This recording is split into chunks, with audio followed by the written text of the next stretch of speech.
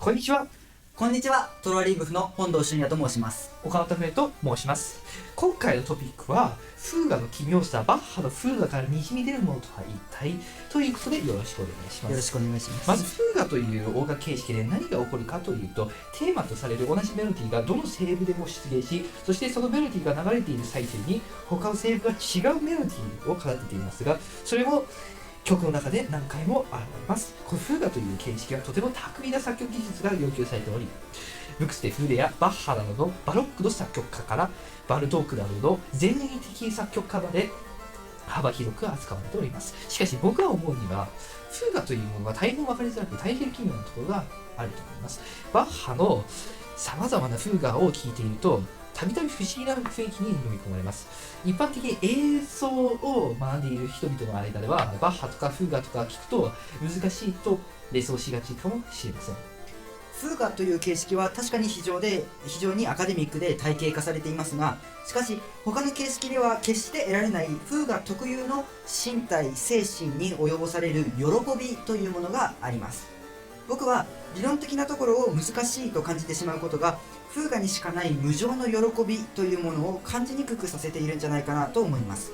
フーガの目的はもちろん理論的に綺麗であることは重要な要素ではありますが、それをわざわざ意識しなくても単純に音楽として愛せること、聴衆がいい感じになれることというのをフーガを書いた作曲家はみんな望んでいたと僕は信じています。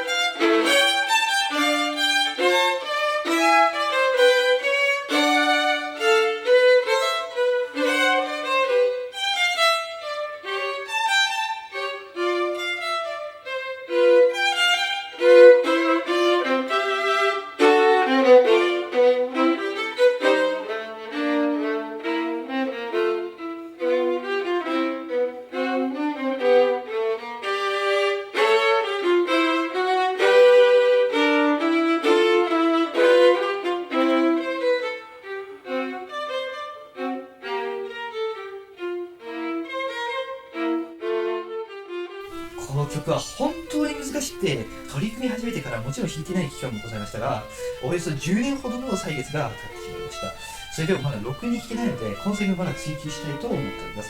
す。さて、この曲も立派なフーガでございます。しかし、バイオリンというピアノなどの鍵盤楽器と比べてとても音域も同時に演奏できる音の数も限られた楽器で、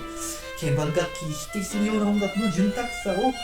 保持できるようなフーガを作ったバッハが作ったということは果てしなき成果であると思います。また鍵盤楽器では決して表現しようのない音から音への移動や重音を弾く難しさをフーガが作り出す音楽に埋め込んで、新たに統合された音楽にすることができたということは素晴らしいことであると思います。そうですね。この曲のテーマは、意図されたのか、たまたまなのかは定かではありませんが、どうしても皆さんもお気づきかと思いますが、ロンドン橋の歌に聞こえてしまうんですがね。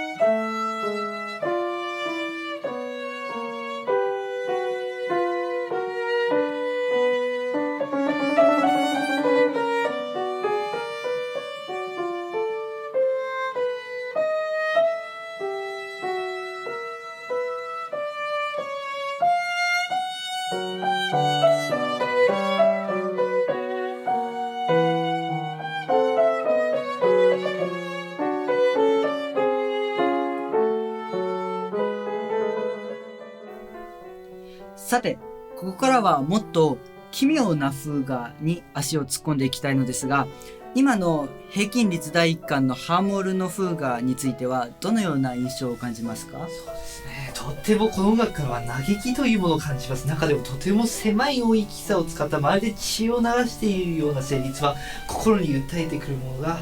あります。そして西部と西部との絡み合い方が水と油を混ぜようとするように合わないところもあれば、それらが石鹸や洗剤によって混ざるように融合するような時も伺うことができます。そうですね。バッハの初期のフーガ、例えばトッカータについているフーガなどでは、こちらのフレのように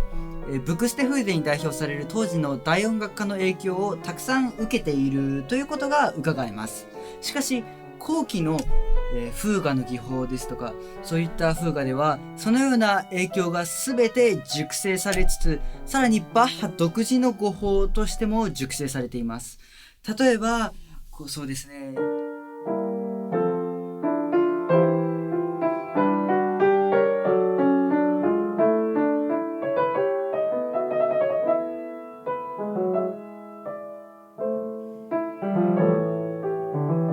このように当時の流行に逆らって初期のフーガが持っていた精神とは全く違う境地に来ています。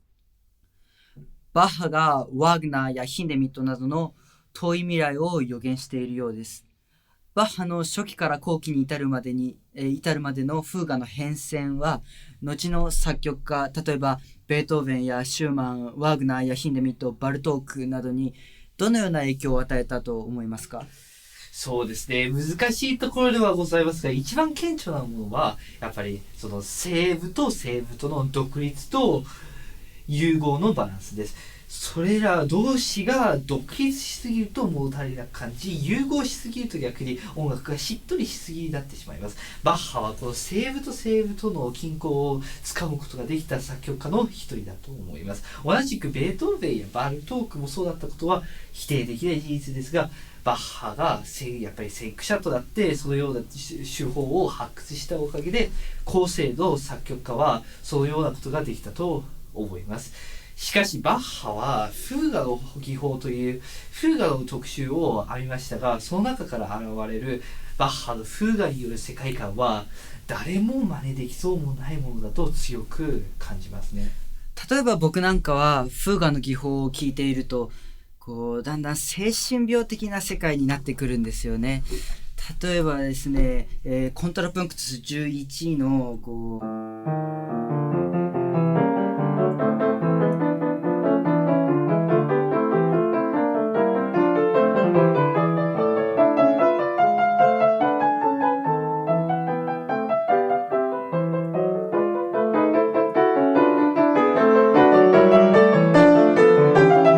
など、こういうところになってくると、どうでしょう、視界がどんどんぐるぐるっとなってきて、いつしか無限の荒涼の地に立たされませんでしょうか。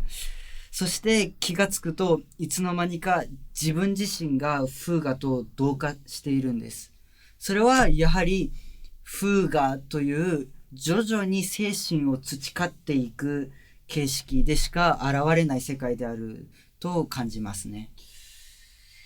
精神病とまでは言いませんが、やはり心の奥底を探らせるような音楽形式であることは否と言えません。僕の場合はものすごく歪み、そしてそれからの解放をフーガの旋律の混ぜ合わさった中で味わうことが頻繁にございますね。今から演奏する2台のチェンバロのためのフーガは、1台のための、コントラパンクトゥス13番のバッハ自身による編曲バージョンですが、やはり永遠に自分のコントロールが効かない世界で、僕は弾いている聴いているととてつもない恐怖を覚えます。しかし皆さんもそういったスリルの中に不思議にも喜びを感じることがあるのではないでしょうか。僕はまず弾くだけでいっぱいなので、本堂には迷惑をかけてしまうかもしれませんが、頑張りたいと思うところです。